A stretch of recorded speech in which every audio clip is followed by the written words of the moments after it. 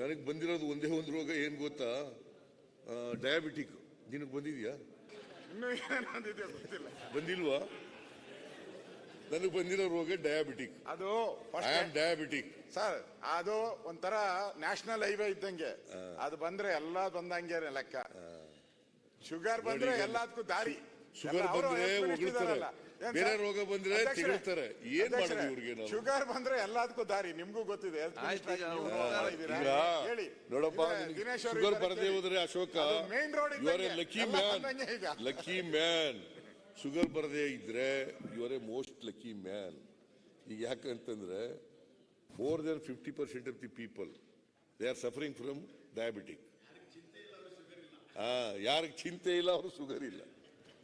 Correct. ಯಾರಿಗೆ ಚಿಂತೆ ಇಲ್ಲ. ಡಿ ಕೆ ಶಿವಕುಮಾರ್ ಅವ್ರಿಗೆ ಶುಗರ್ ಬಂದಿಲ್ಲ ಸರ್, ಚಿಂತೆ ಇಲ್ವಾ? ಹಂಗಾರೆ ಒಳ್ಳೆ ಕೆಲಸ. ಅವ್ರು BP ಇದೆ.